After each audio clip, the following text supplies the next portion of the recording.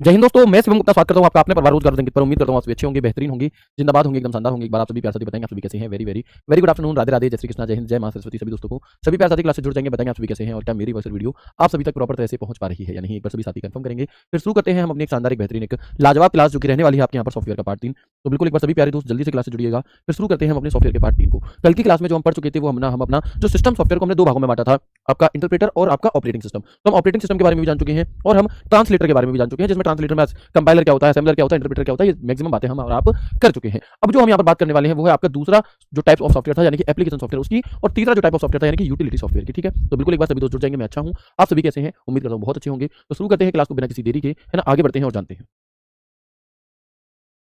तो हम यहाँ पर देखेंगे कि सबसे पहले बात आती है कि एप्लीकेशन सॉफ्टवेयर होते कितने प्रकार के हैं, है ना।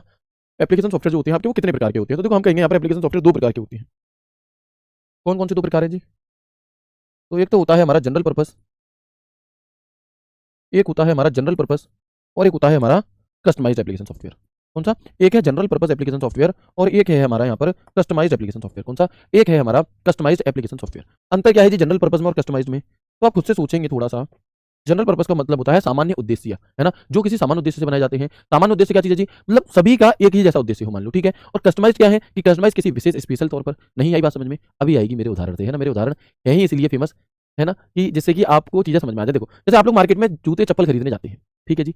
तो जो आप जूते चप्पल खरीदने जाते हैं, तो भैया अगर लड़कियां जाएंगी तो 4 5 6 नंबर की चप्पलें आती होंगी, सैंडल आते होंगे, जूते आते होंगे, ठीक है। लड़के अगर लेने जाते हैं और एक एज होती है, जैसे मान लो अगर मैं कहूँ 20 साल का, 18 साल का, 22 साल का, 24 25 26 27 साल का, 28 साल का लड़का अगर जूते लेगा तो उसका जनरल साइज होता है। 6 नंबर आएगा, 7 आएगा, 8 आएगा, 9 आएगा, 10 आएगा। लेकिन क्या ऐसा हो सकता है कि उसके 15 नंबर का जूता या 20 नंबर का जूता है? ऐसा तो नहीं होगा, है ना। तो जो ये 7 नंबर का, 8 नंबर का जूता, 6 नंबर का जूता है, ये जनरल साइज है, ठीक है। ऐसे आप लोग देखते होंगे कि अगर आपको छोटे भाई के लिए लेना तो हम कहते हैं कि 5 6 साल के बच्चे के लिए क्या है, जीन्स दिखा दो। तो वो साइज कैसे? क्योंकि जनरली यही होता है, ठीक है। बिल्कुल वैसे ही वे सॉफ्टवेयर जो जनरली यूज किए जाते हैं, जो सभी के काम में आ जाते हैं, है ना। वो अब भैया मान लो खली को जूता बनवाना है तो वो दुकान पे थोड़ी ना मिलेगा, वो कस्टमाइज कराना होगा, वो अपनी सुविधा के अनुसार हमें अलग से बनवाना पड़ेगा। तो कुछ सॉफ्टवेयर जो कंपनियां अपने कंपनी ने बनाए हुए, जैसे माइक्रोसॉफ्ट ने बनाया हुआ वर्ड, एक्सेल, पावरपॉइंट, तो ये तो हो गए हमारे कौन से? ये तो हो गए हमारे जनरल पर्पस। और कस्टमाइज एप्लीकेशन सॉफ्टवेयर जो हम अपनी सुविधा के अनुसार खुद बनवाते हैं, राइट, कोई दिक्कत नहीं है।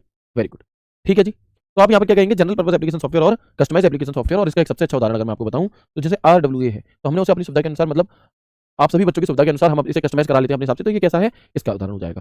आगे बढ़ते हैं, एक एक करके जानते हैं एप्लीकेशन सॉफ्टवेयर क्या होते हैं, कैसे होते हैं, सभी चीजें। तो सबसे पहले हम देखेंगे कि जो एप्लीकेशन सॉफ्टवेयर को हम अपनी सुविधा के अनुसार उपयोग करते हैं, यदि जरूरत ना हो तो इन्हें डिलीट भी कर सकते हैं। यानी कि ऐसी कोई वो नहीं है, जरूरी नहीं है कि आपका एप्लीकेशन सॉफ्टवेयर ही हो। अगर आप अपने फोन से व्हाट्सएप को डिलीट भी कर दोगे तो भी फोन पे कोई फर्क नहीं पड़ेगा, फोन चलेगा बढ़िया, ठीक है। तो ये वे सॉफ्टवेयर होते हैं जो हम अपनी सुविधा के अनुसार रखते हैं फोन में, और जरूरत पूरी होने पर हम इन्हें डिलीट भी कर सकते हैं, इससे कोई समस्या नहीं है। अब जो सॉफ्टवेयर होते हैं हमारे, वो दो प्रकार के होते हैं। एक होता है ओपन सोर्स सॉफ्टवेयर, एक होता है क्लोज सोर्स सॉफ्टवेयर। कैसे? सॉफ्टवेयर दो प्रकार के होते हैं, एक होता है ओपन सोर्स सॉफ्टवेयर और एक होता है हमारा close source software. Open source और क्लोज सोर्स में क्या अंतर है, मैं आपको कल की क्लास में बता चुका था कि भैया ओपन सोर्स सॉफ्टवेयर वे होते हैं जिनका सोर्स कोड फ्री में अवेलेबल होता है, यानी कि जो हमें जिनके लिए हमें भुगतान नहीं करना पड़ता। और ओपन सोर्स सॉफ्टवेयर वे होते हैं जिनके लिए, सॉरी, क्लोज सोर्स सॉफ्टवेयर वे होते हैं जिनके लिए हमें भुगतान करना पड़ता है। एप्लीकेशन सॉफ्टवेयर को एंड यूजर प्रोग्राम या केवल ऐप भी कहते हैं। आपने सुना होगा RWA ऐप डाउनलोड कर लेना, है ना, रोजगार अंकित ऐप डाउनलोड कर लेना, ठीक है। चलो, क्लियर है। आगे बढ़े इसके बाद तो हम एप्लीकेशन को किस नाम से भी जानते हैं? ऐप के नाम से भी जान लेते हैं। अब देखेंगे जैसे कि माइक्रोसॉफ्ट वर्ड है, एक्सेल है, पावर पॉइंट है, एक्सेस है, आउटलुक है, word processor, spreadsheet, presentation programme, Corel Draw, Photoshop, page maker, tally, VLC player, ये जितने भी आप जानते हो, ये सभी के सभी क्या है हमारे, है ना, ये सभी के सभी हमारे यहाँ पर एप्लीकेशन सॉफ्टवेयर के उदाहरण होते हैं, ठीक है। इसके एप्लीकेशन सॉफ्टवेयर के उदाहरण होते हैं। सर मैंने अभी अभी से क्लास शुरू की है तो मैं प्रिपरेशन हो पाएगी? बिल्कुल हो जाएगी जी, ठीक है। चलो आगे बढ़ते हैं इसके बाद हम। अब ये तो हो गया हमारे, ठीक है, एप्लीकेशन सॉफ्टवेयर। लेकिन कई बार ऐसे क्या करता है कि एप्लीकेशन सॉफ्टवेयर को भी क्या कैटेगराइज कर देता है कि कौन सा एप्लीकेशन सॉफ्टवेयर है जो टाइपिंग के काम आएगा, कौन सा एप्लीकेशन सॉफ्टवेयर है जो एडिटिंग के काम आएगा, कौन सा एप्लीकेशन सॉफ्टवेयर है जो वीडियो एडिटिंग के काम आएगा, कौन सा एप्लीकेशन सॉफ्टवेयर है जो हमारा एक्सेल में काम आएगा, एक्सेल जैसा काम करता है। तो ऐसे क्या है, कैटेगराइज कर दिया जाता है, ठीक है। तो हम यहाँ पर देखेंगे, साके भाई जो भी आपका डाउट है टेलीग्राम डाउट ग्रुप में पूछना, मैं पर्सनली रिप्लाई कर दूंगा आपको, ठीक है। अभी प्लीज यहाँ पर क्लास देखें। तो हम कहेंगे वर्ड प्रोसेसिंग सॉफ्टवेयर कौन से होते हैं, यानी कि वे सॉफ्टवेयर जिनमें टाइपिंग से संबंधित काम ज्यादा होता है। तो हम कहेंगे MS वर्ड, ये सभी word processing software application software है। लेकिन इसके उदाहरण कौन कौन से? तो MS word, notepad, WordPad, I work pages, open office writer, word perfect, focus writer और गूगल डॉक्स। क्या है? और गूगल डॉक्स, ठीक है। इसके बाद हम आगे देखेंगे स्प्रेडशीट सॉफ्टवेयर कौन से होते हैं जी? स्प्रेडशीट सॉफ्टवेयर, तो spreadsheet software MS Excel, Google sheet, iWork, number, Lotus, open office, Calc की हमारे स्प्रेडशीट सॉफ्टवेयर के उदाहरण है। और ये सभी एप्लीकेशन ही है, ये सभी एप्लीकेशन सॉफ्टवेयर है। प्रेजेंटेशन सॉफ्टवेयर तो MS power point, Lotus, slide, slide win, Google slide Visme, है ना, ये हमारे किसके उदाहरण है? ये हमारे यहाँ पर होते हैं ओपन ऑफिस इंप्रेस। अगर मैं यहाँ पर लिख दूँ तो ये सभी के सभी है एप्लीकेशन सॉफ्टवेयर ही, लेकिन उसमें भी कैसे हैं? उसमें भी ये प्रेजेंटेशन सॉफ्टवेयर के उदाहरण है। इसके उदाहरण है, उसमें भी ये प्रेजेंटेशन सॉफ्टवेयर के उदाहरण होते हैं।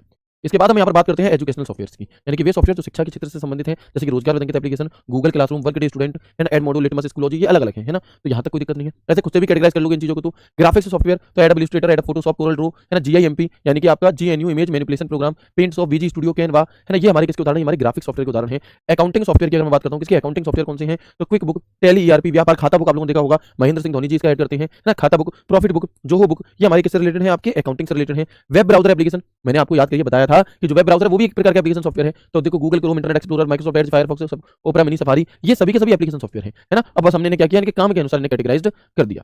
ठीक है, तो आप देखेंगे जितने भी नाम हमारे यहाँ पर सभी क्या है, सॉफ्टवेयर है। जनरल पर्पस एप्लीकेशन सॉफ्टवेयर ऐसे प्रोग्रामों का समूह जो उपयोग करता है कि आवश्यकता के अनुसार किसी सामान्य कार्यों को पूरा करता है। और कस्टमाइज एप्लीकेशन सॉफ्टवेयर तो उपभोक्ता की आवश्यकता के अनुसार विशेष तौर पर इन्हें हमारा बनाया जाता है। अगर मैं कुछ उदाहरण आपको बताऊं ओपन सोर्स सॉफ्टवेयर की, है ना, अगर मैं आपको कुछ ओपन सोर्स सॉफ्टवेयर के उदाहरण बताऊं तो GIMP, Python, GNU, Linux, Google Chrome, Mozilla Firefox, ये ओपन सोर्स के उदाहरण है। या मैं पूरा का पूरा लिब्रे ऑफिस जो है आपका, ये ओपन ऑफिस का उदाहरण है ना। क्यों? क्योंकि ये आप डायरेक्टली गूगल से डाउनलोड कर सकते हो, इसके लिए कोई पेमेंट नहीं चाहिए। लेकिन क्लोज सोर्स सॉफ्टवेयर कौन से, एडोब रीडर, माइक्रोसॉफ्ट ऑफिस आपको परचेज करना पड़ता है, Microsoft window, Corel draw, Photoshop, ये सभी के सभी, टैली वगैरह, ये सभी के सभी आपको क्या करने पड़ते हैं, परचेज करने पड़ते हैं। ठीक है, तो ये हमारे कैसे हो गए, हमारे क्लोज सोर्स हो गए। एक बार मुझे बता देंगे कि क्या आपको यहाँ तक की सभी बातें समझ में आ गई, और यहाँ तक की इन सभी बातों में आपको किसी भी प्रकार की कोई समस्या नहीं है। बस समझनी है, नहीं भी नोट डाउन करोगे कोई भी परेशानी नहीं है, बस ये बात आपको पता होनी चाहिए। ठीक है, अगर सवाल आया तो आप अपने आप एलिमिनेट करके आंसर कर दोगे। एक बार यस और नो करके मुझे बता दो जल्दी से।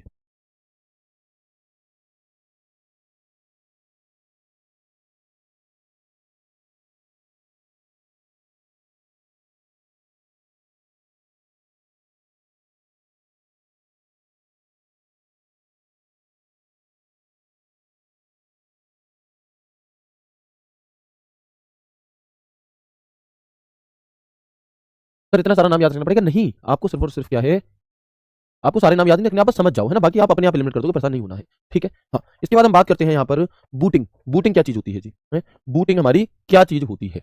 सॉफ्टवेयर से ही संबंधित एक शब्द होता है हमारा बूटिंग। इसे जानेंगे तो कंप्यूटर को ऑन यानी कि स्टार्ट करने की प्रक्रिया ही बूटिंग कहलाती है। जब ऑपरेटिंग सिस्टम रैम में लोड हो रहा होता है, यानी कि जैसे ही हम अपने कंप्यूटर को सीपीयू से ऑन करते हैं, तो जो हमारे कंप्यूटर में सॉफ्टवेयर होता है ऑपरेटिंग सिस्टम, वो सबसे पहले रैम में लोड होता है। तो जो ये प्रोसेस होती है, इसी प्रोसेस को बूटिंग प्रोसेस कहा जाता है। कौन सी? The process of turning on starting the computer is called booting process when the operating system is loaded into RAM.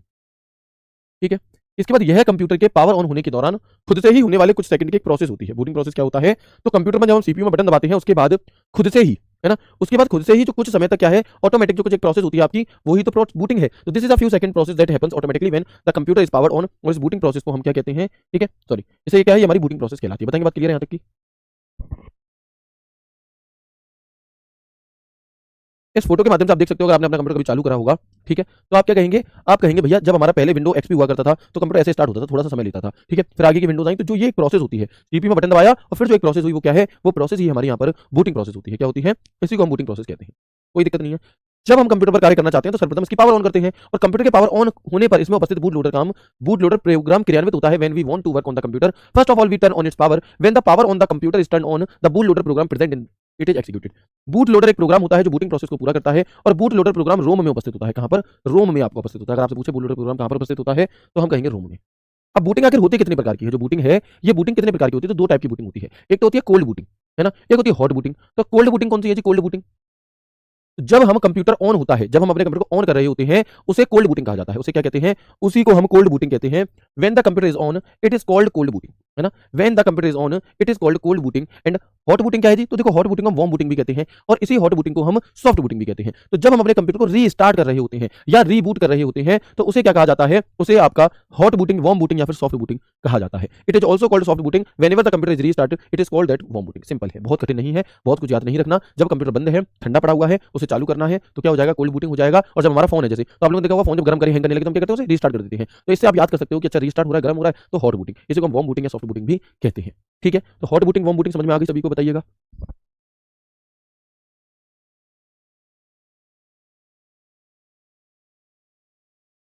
बताएंगे जल्दी से।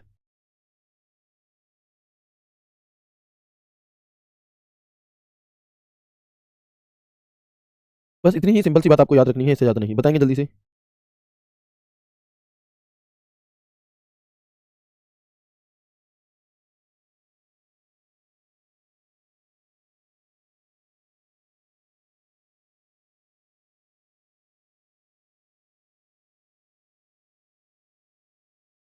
Very good. आगे बढ़ते हैं अब हम इसके बाद, आगे बढ़ते हैं इसके बाद, और कुछ वन लाइनर टाइप पे हम बात करते हैं यहाँ पे, जैसे कि कंप्यूटर सॉफ्टवेयर को कंप्यूटर प्रोग्राम या अनुदेश भी कहते हैं, यानी कि computer software is also called computer program और इंस्ट्रक्शंस। क्या कहलाएंगे आपके? बिल्कुल, तो हम क्या कहेंगे कि computer software is also called computer program और इंस्ट्रक्शंस, प्रोग्रामों या इलेक्ट्रॉनिक निर्देशों के सेट को सॉफ्टवेयर कहते हैं। ये बात शुरुआत में भी बताई थी कि सेट ऑफ इंस्ट्रक्शंस या सेट ऑफ प्रोग्राम या सेट ऑफ डेटा क्या कहलाता है, तो याद रखना सेट ऑफ प्रोग्राम या फिर सेट ऑफ इंस्ट्रक्शंस क्या कहलाएगा, सॉफ्टवेयर कहलाता है। ठीक है, वेरी गुड। इसके बाद अगर आपसे पूछे कि विश्व की सबसे बड़ी सॉफ्टवेयर कंपनी कौन सी है या भारत की सबसे बड़ी सॉफ्टवेयर कंपनी है, तो आपका जवाब क्या होगा? तो याद रखिएगा, जब आपसे कोई पूछे कि विश्व की सबसे बड़ी सॉफ्टवेयर कंपनी कौन सी है, विश्व की सबसे बड़ी सॉफ्टवेयर कंपनी की बात जब आती है आपकी, तो हम कहेंगे वो है माइक्रोसॉफ्ट। वो कौन सी है? तो हम कहेंगे वो है माइक्रोसॉफ्ट। और भारत की सबसे बड़ी सॉफ्टवेयर कंपनी की जब बात आती है तो वो है टीसीएस। कौन सी है? वो है हमारी टीसीएस। ठीक है जी। और कुछ वन लाइनर। अच्छा, जब भी हम कोई सॉफ्टवेयर लेते हैं तो उसका जो हमें अधिकार मिलता है उसे किस नाम से जाना जाता है? तो सॉफ्टवेयर के प्रयोग का कानूनी अधिकार लाइसेंस के आधार पर मिलता है। जैसे भैया बंदूक का लाइसेंस मिलता है, वैसे ही सॉफ्टवेयर का लाइसेंस होता है। जब आप एंटीवायरस अपने कंप्यूटर में डालेंगे और उसकी लास्ट डेट आने वाली होगी, एक्सपायर होने वाला होगा, तो आएगा वहां पर लिखा होगा कि योर लाइसेंस, इस तरह से उसे क्या दोबारा लाइसेंस रिन्यू करा लो, उस टाइप से। ठीक है, तो the legal right to use the software is taken on the basis of a licence. Software शब्द का प्रयोग सर्वप्रथम किसने किया था? सबसे पहले सॉफ्टवेयर शब्द का यूज किसने किया? तो हम कहेंगे जॉन वाल्डर टुके ने किया था। किसने? जॉन वाल्डर टुके ने किया था। और नेटवेयर एक कंप्यूटर नेटवर्क ऑपरेटिंग सिस्टम है जिसे नोबेल द्वारा विकसित किया गया था, और जब आप कंप्यूटर चालू करेंगे तब boot routine disk drive test करता है। ठीक है, ये कुछ वन लाइनर थे आपके। बाकी ये फुल फॉर्म आपको पता है पहले ही। आईबीएम की फुल फॉर्म होती है इंटरनेशनल बिजनेस मशीन, और एपीआई की फुल फॉर्म होती है एप्लीकेशन प्रोग्रामिंग इंटरफेस। यहाँ पर हमारा जो एप्लीकेशन सॉफ्टवेयर है ये हो जाता है कंप्लीट। एक बार मुझे फिर बता देंगे कि क्या यहाँ तक की बातें क्लियर हो गई आप सभी को? टीसीएस का फुल फॉर्म क्या है सर? टीसीएस का फुल फॉर्म होता है, टीसीएस का फुल फॉर्म होता है आपका टाटा कंसल्टेंसी सर्विस।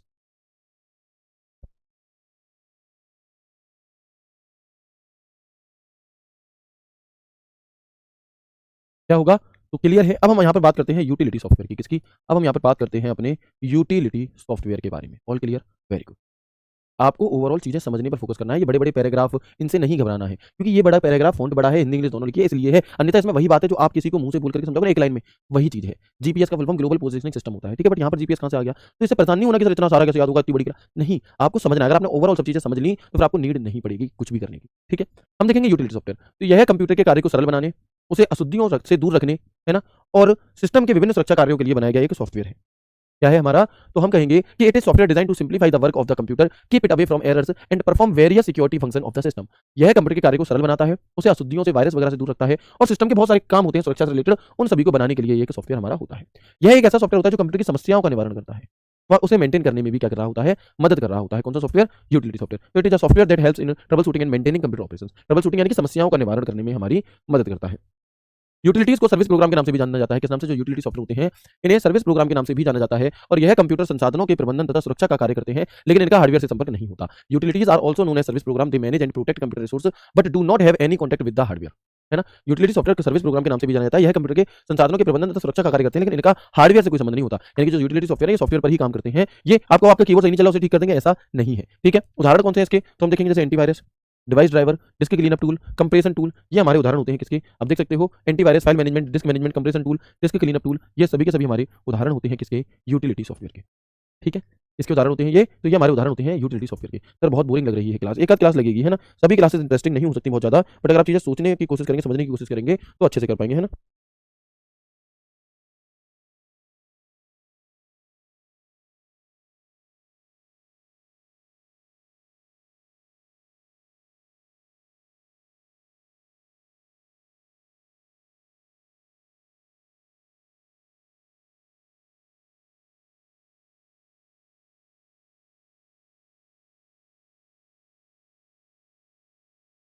ठीक है, अब एक बार रिवीजन करा दीजिए तो हम शुरू से लेकर एंड तक रिवीजन कर लेते हैं। हालांकि मैं यूटिलिटी सॉफ्टवेयर को आपको थोड़ा और गहराई में पढ़ाऊंगा, है ना, थोड़ा सा और गहराई में पढ़ाऊंगा। आप चाहो तो नोट्स मत बनाना, बट देख लेना, चीजों को समझ लेना एक बार अच्छे से। हमने शुरू से अभी तक जो भी कुछ पढ़ा है पूरे चैप्टर में ही अगर मैं आपको बताऊं तो हमने जाना सॉफ्टवेयर तीन प्रकार के होते हैं: software, system software, application software, utility. System software के बिना कंप्यूटर चल ही नहीं सकता। एप्लीकेशन सॉफ्टवेयर सिस्टम सॉफ्टवेयर आने के बाद काम करेंगे, और यूटिलिटी सॉफ्टवेयर इन सबकी देखभाल करते हैं। ठीक है, सुरक्षा करते हैं। सिस्टम सॉफ्टवेयर दो प्रकार के होते हैं, एक ऑपरेटिंग सिस्टम और एक हमारा होता है ट्रांसलेटर। ट्रांसलेटर तीन प्रकार के होते हैं, कौन कौन से? कंपाइलर, असेंबलर और इंटरप्रेटर। जबकि ऑपरेटिंग सिस्टम जो है हमारे वो अलग प्रकार के होते हैं, कौन कौन से? तो हम यहाँ पर कहेंगे कि ऑपरेटिंग सिस्टम दो प्रकार के होते हैं: जीयूआई बेस्ड, एक सीयूआई बेस्ड। सीयूआई यानी कि कैरेक्टर यूजर इंटरफेस, और टीयूआई यानी कि टेक्स्ट यूजर इंटरफेस या फिर कैरेक्टर यूजर इंटरफेस। ठीक है, और जीयूआई का मतलब होता है ग्राफिकल यूजर इंटरफेस। ठीक है, फिर हमने ट्रांसलेटर के बारे में जाना, तीन प्रकार के थे: कंपाइलर था, एक असेंबलर था, एक इंटरप्रेटर था। कंपाइलर ओवरऑल क्या काम करता था? पूरे प्रोग्राम को एक साथ पढ़ता है, लाइन बाय लाइन उसे चेंज करता है, और एक लास्ट में ही गलती बताता है। जबकि इंटरप्रेटर क्या काम करता है कि लाइन बाय लाइन पढ़ता है, लाइन बाय लाइन गलती बताता है, लाइन बाय लाइन ट्रांसलेट करता है। और असेंबलर का प्रयोग मशीन लैंग्वेज को असेंबली लैंग्वेज को मशीन लैंग्वेज में कन्वर्ट करने के लिए किया जाता है। That's it. फिर हम आ गए अपने किस पर? फिर हम आ गए अपने अगले सॉफ्टवेयर पर, जिसका नाम था हमारा एप्लीकेशन सॉफ्टवेयर, जो हमने आज की क्लास में शुरू किया। और यहाँ पर हमने जाना कि एप्लीकेशन सॉफ्टवेयर भी दो प्रकार के होते हैं, कौन कौन से? एक होता है आपका जनरल पर्पस और एक होता है आपका स्पेसिफिक, यानी कि कस्टमाइज्ड एप्लीकेशन। तो जनरल पर्पस वाले जो थे वो मार्केट में जितने भी अवेलेबल हैं, आपको किसी भी चीज की जरूरत पड़ती है,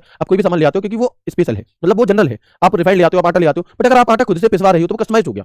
समझ रहे हो ना आप? अगर आप ऑयल सरसों का जो तेल है वो खुद से निकलवा रहे हो तो वो कैसा हो गया? अगर आप हल्दी खुद से बनवा रहे हो, भाई खुद से उगा रहे हो, तो फिर कस्टमाइज हो गई। और जनरली जो इस तरह से आप ऐसे समझ सकते हो, जुगाड़ जुगाड़ करके, ठीक है। फिर हमने आपको यहाँ पर कई सारे नाम बताए, मैंने कैटेगरी वाइज हमने इन्हें बांटा। फिर हम आ गए अपने कहाँ पर, अगले बूटिंग प्रोसेस पर। तो बूटिंग प्रोसेस जब हम किसी कंप्यूटर को चालू कर रहे होते हैं और जब हमारा जो ऑपरेटिंग सिस्टम है वो रैम में लोड हो रहा होता है, उसी प्रतिक्रिया को हम बूटिंग प्रोसेस कहते हैं। बूटिंग प्रोसेस दो प्रकार की होती है, एक होती है हमारी कौन सी, एक होती है हमारी कोल्ड बूटिंग, जब हम अपने कंप्यूटर को बंद से चालू करते हैं तो वो कोल्ड बूटिंग होती है। और जब हम अपने कंप्यूटर को चालू से रीस्टार्ट या बंद करते हैं, ये भी कह सकते हैं बंद करते हैं, तो उसे ही हम हॉट बूटिंग, वार्म बूटिंग या फिर सॉफ्ट बूटिंग कह रहे होते हैं। That's it. इसके बाद हम आगे बढ़ जाते हैं यूटिलिटी सॉफ्टवेयर की तरफ। और यूटिलिटी सॉफ्टवेयर हमसे हमारा क्या कहता है कि ये वे सॉफ्टवेयर होते हैं जो कंप्यूटर को क्या है, समस्याओं का निवारण करके मेंटेन करने में हमारी मदद करते हैं। और इन्हें हम सर्विस प्रोग्राम के नाम से भी जानते हैं और इनका हार्डवेयर से कोई भी संबंध नहीं होता। ये कुछ उदाहरण मैंने आपको यहाँ पर यूटिलिटी सॉफ्टवेयर के दिए। तो एक बार मुझे बताएंगे कि क्या हमने यहाँ पर विदिन 5 मिनट 4 मिनट एक कंप्लीट रिवीजन यहाँ पर किया या नहीं किया?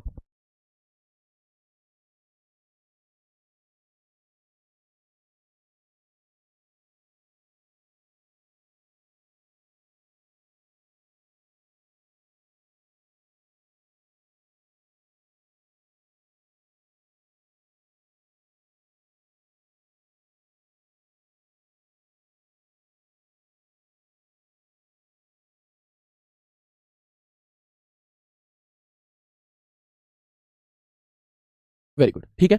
अब हम यहाँ पर आगे बढ़ते हैं और यूटिलिटी सॉफ्टवेयर के एक-एक सॉफ्टवेयर के बारे में हम थोड़ा और अच्छे से जान लेते हैं। तो देखो, पहले तो जो भी बात आपने यूटिलिटी सॉफ्टवेयर के बारे में पढ़ी है, वही सब कुछ बात, वही सब कुछ जानकारी यहाँ पर लिखी हुई है। कुछ भी बहुत नया आपको नहीं मिलेगा। मैं आपको पढ़ करके बताता हूँ कि यूटिलिटी सॉफ्टवेयर एक ऐसा कंप्यूटर प्रोग्राम है जो कंप्यूटर को अच्छे से सुचारू रूप से कार्य करने के लिए बनाया गया है। इसे सर्विस प्रोग्राम के नाम से भी जाना जाता है। क्या कुछ भी नया मिला आपको यहाँ पर?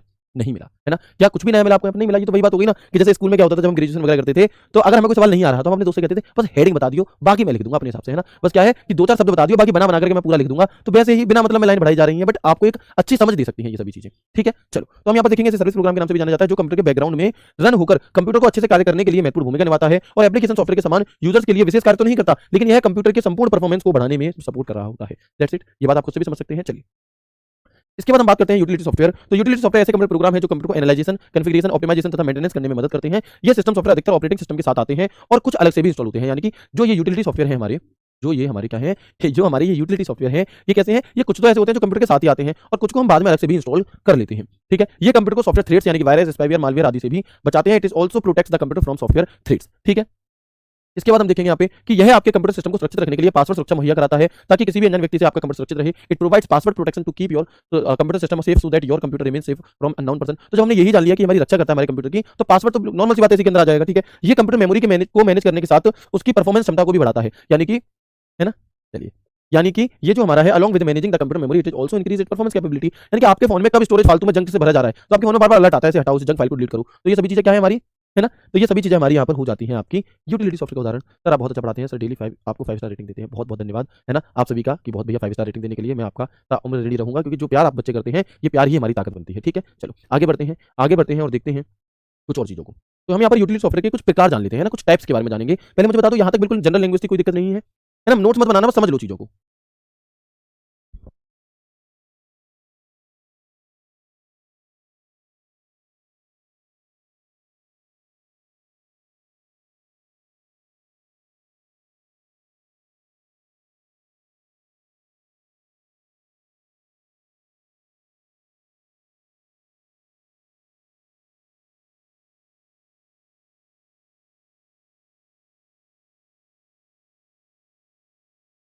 ठीक है जी।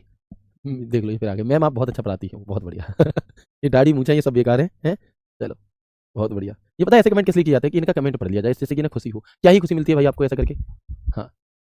नाम भी तो बढ़िया ही है ना एकदम, चुन्नू बाबू जी हैं। चलो भैया, तो हम यहाँ पर बात करते हैं यूटिलिटी सॉफ्टवेयर के कुछ टाइप्स की, जिनमें से एक क्वेश्चन कैसे आएंगे, मैं आपको आगे क्वेश्चन किसी में करा दूंगा, है ना। सर आप टैली भी पढ़ेंगे क्या? जी नहीं, टैली आपके सिलेबस कैसा नहीं है, बल्कि टैली किसी भी कॉम्पिटिटिव एग्जाम का ऐसा नहीं है ना, तो आप परेशान ना हो। हम यहाँ पर पढ़ेंगे फाइल मैनेजमेंट प्रोग्राम। तो देखो नाम से ही पता चल जा रहा है। मैं आपसे कहूँ कि क्या है, कोई भी सब्जी का नाम ले लेते हैं, खोया पनीर बनाएंगे मान लो, ठीक है। तो उसमें क्या होगा? आप कहेंगे सर खोया होगा पनीर होगा। क्या कहीं ऐसा भी हो सकता है कि वो सब्जी हो टमाटर आलू की और तुम किसी कह दो कि ये खोया पनीर है? वो कहेगा खोया पनीर है ना, तो इसमें खोया दिख रहा ना पनीर दिख रहा। अरे भाई तुमने समझा नहीं, ये खोया पनीर है, मतलब इसके अंदर पनीर क्या है, खो गया है। तो ऐसा तो नहीं समझेंगे कोई भी, ऐसे तो नहीं समझेगा कोई भी। हर बच्चा यही कहेगा, सर खोया पनीर का मतलब है कि उसमें खोया भी है और पनीर भी है। या कोई ऐसे भी कहेगा कि इसके अंदर पनीर खो गया टमाटर आलू की सब्जी है, नहीं। तो इसके नाम से ही हमें पता चल जा रहा है क्या, है ना। इसके नाम से ही हमें ये पता चल जाता है फाइल मैनेजमेंट प्रोग्राम, एक ऐसा प्रोग्राम जो फाइल को मैनेज करने का काम करता है। सिंपल सी बात है, ठीक है। तो हम देखेंगे कि फाइल मैनेजमेंट प्रोग्राम कंप्यूटर की सारी फाइल तथा फोल्डर को एक सही तरीके से अरेंज व मैनेज करने की सुविधा प्रदान करता है। ये तो वही बात हो गई ना जो मैंने बताया कि बस हेडिंग बता दी तो बाकी सब मैं लिख दूं, तो वही लिखा है, कुछ भी नया नहीं है, नाम में ही उसका अर्थ छुपा हुआ है ना। तो file management program provides the facility to arrange and manage all the files and folders of the computer in a program manner, proper manner, ठीक है। चलो इसके बाद हम देखते हैं, इसके बाद हम यहाँ पर देखते हैं such as grouping, sorting, increasing and decreasing the folder size, deleting a folder, serving any files or folder etc. यानी कि जैसे कि किसी को ग्रुप करना है ना, सॉर्ट करना कि बड़ी फाइलें ऊपर आएंगी नीचे आएंगी, है ना, जो सॉर्ट का एक ऑप्शन होता है हमारा, ठीक है। तो हम यहाँ पर क्या कहेंगे कि जैसे सॉर्ट का ऑप्शन होता है, सॉर्ट यानी कि राइट क्लिक करके हम क्या करते हैं, हम सॉर्ट करते हैं कि भैया नाम के आधार पर ये चीजें क्रम वाइज लगानी है, या आपका साइज के आधार पर लगानी है, या उसकी डेट के आधार पर लगानी है। तो जैसे ग्रुपिंग करना, सॉर्टिंग करना, फोल्डर के साइज को छोटा बड़ा करना, फोल्डर को डिलीट करना, किसी फाइल को अपना फोल्डर को सर्च करना, ये सभी चीजें क्या होती हैं हमारी, सर्च करना, ये सभी की सभी चीजें हमारी आ जाती हैं किसके, फाइल मैनेजमेंट के अंदर।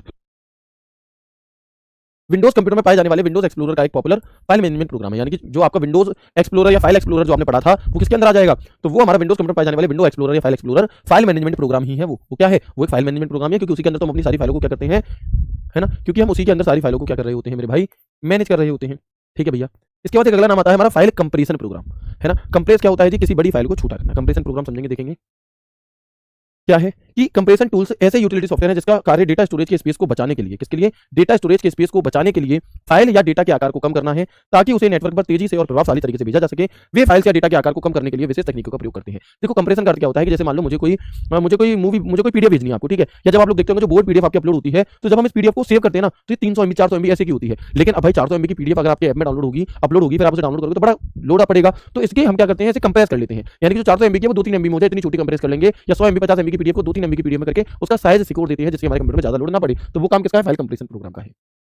फाइल कंप्रेशन प्रोग्राम की कंप्यूटर के किसी भी टाइप के फाइल, जैसे कि चाहे वो डॉक्यूमेंट हो, चाहे वो ऑडियो हो, चाहे वो वीडियो हो, इत्यादि को कंप्रेस करके सुरक्षित रखने की सुविधा प्रदान करता है। File compression program provides the facility to keep any type of computer file like document, audio, video etc by compressing it and keeping it safe. किसी भी फाइल को कंप्रेस कर देने से वह फाइल प्रोटेक्ट हो जाती है तथा उसकी वास्तविक साइज भी कम हो जाती है, जिससे वह डिस्क स्पेस कम उपयोग करता है, ठीक है। प्रोटेक्टेड फाइल पर वायरस इत्यादि का कोई खतरा नहीं रहता। उदाहरण विनजिप हो गया, विनरार हो गया, 7-zip, ALP zip, स्टफिट, ये हमारे किसके उदाहरण हैं। ये जितने भी आपको नाम यहाँ पर दिखाई दे रहे हैं, ये हमारे फाइल कंप्रेशन के उदाहरण है, किसके, फाइल कंप्रेशन की, ठीक है। चले इसके बाद एक अगला है हमारा बैकअप एंड रिकवरी टूल। कौन से बड़े, फाइल मैनेजमेंट पढ़ लिया, इसके बाद दूसरा हमने पढ़ लिया फाइल कंप्रेशन। अब नाम आ रहा है बैकअप एंड रिकवरी। तो भाई बैकअप का अर्थ नहीं जानते क्या आप लोग, है ना, क्या आप बैकअप का मतलब नहीं जानते, सभी बच्चे जानते हैं बैकअप का मतलब क्या होता है। तो वही चीज है कि बैकअप एंड रिकवरी टूल के माध्यम से हमारे कंप्यूटर के सभी डेटा को बैकअप ले लिया जाता है तथा उस डेटा को दूसरी जगह पर स्टोर कर लिया जाता है तथा भविष्य में आपके डेटा के साथ कोई भी प्रॉब्लम होती है तो उस डेटा को रिकवर कर लिया जाता है। यही है बैकअप एंड रिकवरी, ठीक है। तो इसमें भी कोई दिक्कत हमें नहीं है, बस समझने वाली चीजें, लिखने वाली नहीं है। आजकल ज्यादातर क्लाउड स्टोरेज का यूज किया जाता है। देखो बैकअप के लिए आजकल ज्यादातर क्लाउड स्टोरेज का यूज किया जाता है। क्लाउड स्टोरेज क्या चीज है जी, जो आप लोग गूगल ड्राइव पर अपने फोटोज को सेव कर लेते हो, जैसे अगर आपका फोन चोरी भी हो जाए तो भी आप उसे क्या कर पाओ,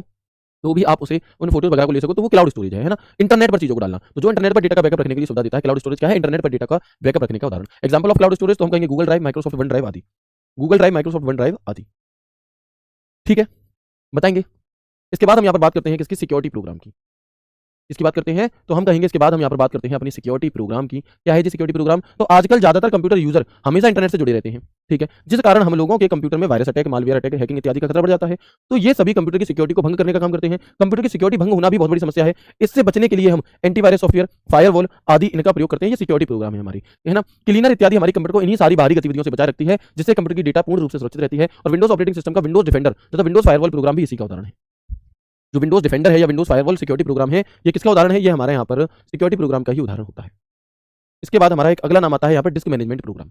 कौन सा, इसके बाद एक अगला नाम हमारा आता है डिस्क मैनेजमेंट प्रोग्राम। तो उसके नाम से ही हमें पता चल जा रहा है डिस्क को मैनेज करने वाला प्रोग्राम। दैट्स इट, बस इतना सा है। तो देखो होता क्या है कि जब हम अपने कंप्यूटर में 500 GB की हार्ड डिस्क होती है, तो आपने देखा होगा कि local disk C, local disk D, local disk E, उन डिस्क में उसे क्या है बांट देती हैं। तो कुछ वैसा ही है कि इसका उपयोग कंप्यूटर से जुड़े स्टोरेज जैसे कि hard disk, solid state drive, USB drive को प्रभावशाली तरीके से व्यवस्थित करने में मदद किया जाता है। और ये टूल्स यूजर को उनके हार्ड डिस्क पर पार्टीशंस को क्रिएट, फॉर्मेट और डिलीट और रिसाइज करने की अनुमति देते हैं। जैसे कि मैंने बताया कि 500 GB की है तो कितनी डिस्क बनानी है, लोकल डिस्क सी, डी, ई, एफ वो बनाने के लिए, है ना। और इनके साथ ही आप इन टूल की सहायता से डिस्क को बदल सकते हैं, डेटा को रिकवर भी कर सकते हैं, उदाहरण आप देखेंगे इसके। तो डिस्क मैनेजर, डिस्क क्लीनअप तथा disk defragmenter, device driver, mini tool, partition wizard, GParted, ये हमारे सभी के सभी किसके उदाहरण हैं, इसी के उदाहरण हैं डिस्क मैनेजमेंट प्रोग्राम के, डिस्क मैनेजमेंट प्रोग्राम के। इसके बाद अगला नाम आता है हमारा डिवाइस ड्राइवर का। है ना। अब कितनी देर और होगी क्लास? मात्र 10 मिनट और होगी, ठीक है। चलो हम यहाँ पर देखेंगे डिवाइस ड्राइवर क्या चीज़ है जी। तो इस ड्राइवर या कंप्यूटर ड्राइवर भी कहा जाता है जो हार्डवेयर कंप्यूटर में बाद में लगाए जाते हैं, अर्थात printer, laser, music system, camera, Bluetooth device, WiFi, यूटीसीडी, डीवीडी आदि को कंप्यूटर से कनेक्ट करवाने के लिए जो सॉफ्टवेयर कंप्यूटर में इंस्टॉल किए जाते हैं उन्हें हम डिवाइस ड्राइवर कहते हैं। क्या है जी डिवाइस ड्राइवर? दोबारा समझेंगे। जैसे आप नया नया प्रिंटर खरीद करके लाई तो आप क्या सोचोगे कि प्रिंटर आपका तार आपने अपने सीपीयू से लगा दिया और प्रिंटर को वहां लाइट से कनेक्ट कर दिया तो प्रिंटर चल जाएगा? नहीं, उसके साथ में पहले कैसेट आती थी, है ना, या फिर आप नेट से सॉफ्टवेयर को डाउनलोड कर सकते हो। तो उस प्रिंटर का जो सॉफ्टवेयर होगा उसे जब आप इंस्टॉल करोगे अपने कंप्यूटर में उसके बाद फिर आपका चाहे उसके बाद फिर आप प्रिंट कर पाओगे और ऐसा एक ही बार करना पड़ता है। तो इस सॉफ्टवेयर की बात कर रहा है। इसके बाद अगला नाम आता है हमारा डिस्क क्लीनअप टूल। कौन सा? Disc cleanup tool. तो हमारी डिस्क में जो अनचाही फाइल्स आ जाती हैं तो उनको क्लीन करने के लिए डिस्क क्लीनअप का उपयोग करते हैं, है ना। हमारी to clean the unwanted files that appear in our disk we use disk cleanup. ठीक है जी। तो डिस्क क्लीनअप क्या होता है? बात समझ में आ गई? बिल्कुल बताएंगे एक बार यहां तक की चीज समझ में आ गई आपको? यस और नो?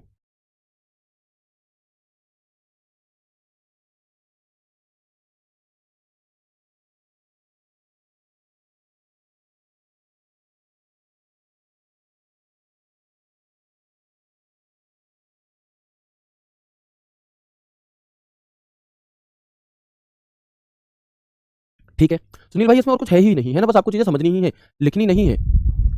स्पीड कम रखिए, ठीक है, रख देते हैं कम, कोई दिक्कत नहीं है। बट बच्चे ये सभी चीज़ आप जान चुके हो, है ना। इसमें क्या है, आपको सिर्फ और सिर्फ सुनना है, समझना है, उनकी हेडिंग को समझ लेना है। इसके अलावा कुछ भी लिखना नहीं है, याद नहीं करना। चैप्टर खत्म है, ये चैप्टर आपका खत्म है आज की क्लास में। और ऐसा नहीं कि मुझे खत्म करना मैं इसलिए खींच रहा हूँ, ये सभी चीज़ें मैं आपको ऑलरेडी बता चुका हूँ, ठीक है। चलो इसके बाद दो हेडिंग और हैं आपकी यहाँ पर, दो हेडिंग और हैं आपकी यहाँ पर। कौन सी?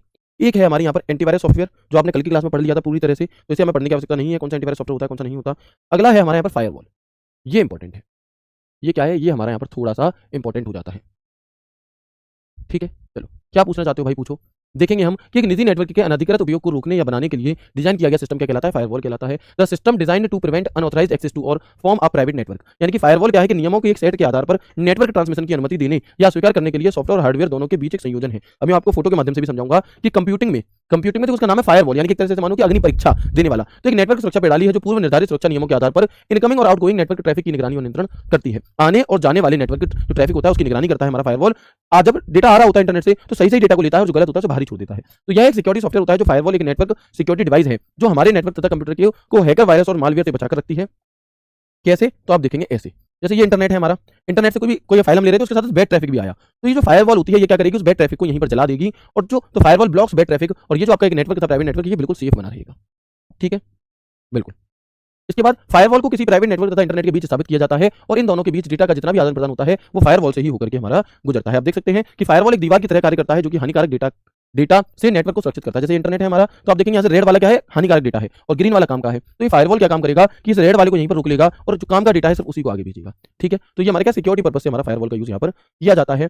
फायरवॉल का मुख्य कार्य साइबर अटैक को रोकना, संवेदनशील डेटा की सुरक्षा करना तथा नेटवर्क और कंप्यूटर की प्राइवेसी को बनाए रखना होता है, ठीक है। The main function of a firewall is to prevent cyber attacks, protect sensitive data and maintain network and computer privacy. और यहाँ पर हो जाता है आपका ये चैप्टर खत्म। ये कुछ उदाहरण है हमारे किसके? सॉफ्टवेयर के कुछ उदाहरण है यहाँ पर, ठीक है जी। चलिए, तो ये थी आपकी आज की क्लास। उम्मीद करता हूँ मैं आपको आज की क्लास अच्छी लगी होगी, चीजें समझ में आई होंगी। क्लास हालांकि हमारी 15 मिनट पहले खत्म हो चुकी थी, बट वही चीजें मैंने आपको थोड़ा और डिटेल में, थोड़ा और अच्छे से एक्सप्लेन कर दी, क्योंकि कुछ बच्चे चाहते हैं कि और अच्छे से एक्सप्लेन करवाना, ठीक है, बिल्कुल बताएंगे मुझे, ठीक है जी। तो यहाँ तक की बातें क्लियर हो गई कि आप सभी को? अगर हो गई है तो मुझे जरूर बताइएगा। मिलते हैं आपसे कल की क्लास में एक नए, एक शानदार सेशन, एक नए टॉपिक के साथ। तब तक के लिए सॉरी, मैं आपको इन्फॉर्म करना चाहूंगा कल आपकी क्लास नहीं हो पाएगी, सॉरी, बट मैं आपको इन्फॉर्म करना चाहूंगा कल आपकी क्लास नहीं होगी, जिसका कारण है मेरा वीपीओ, एक यूपीएससी ग्राम पंचायत अधिकारी का पेपर होता है, उसके लिए मेरी मैराथन, जब आप लोगों का पेपर आएगा तो आपके लिए मैराथन लगाई जाएगी और बच्चों की छुट्टी की जाएगी, ठीक है। तो इसी वजह से कल वो मैराथन होगी, लगभग मैराथन 6 से 7 घंटे की चलेगी। तो जब ये आपकी क्लास का टाइम है तो उसमें मैराथन ले रहा हूँ, तो इस वजह से आपकी कल क्लास नहीं हो पाएगी, तो आप परेशान ना हो। मिलते हैं आपसे परसों की क्लास में, मतलब आप तो मंडे को, आज थर्सडे है ना, हाँ, मिलते हैं आपसे सोमवार को एक नए, एक शानदार सेशन के साथ। तब तक के लिए राधे राधे, जय श्री कृष्णा, जय हिंद। एक भाई पूछ रहे हैं सर ये सब छोड़ो, ये बताओ कि कोर्स कितनी क्लास में कंप्लीट होगा? भैया मैंने आज की भी क्लास में बताया था, मैं पहले भी बता चुका हूँ, 15 मई से पहले हो जाएगा। कोर्स के पीछे मत भागो, वो तो हो ही जाएगा खत्म जब भी होना होगा, ठीक है। बस चीजों को अच्छे से करते हुए चलो, ठीक है जी। मिलते हैं आपसे सोमवार को एक नए, एक शानदार सेशन के साथ। तब तक के लिए राधे राधे, जय श्री कृष्ण, जय हिंद।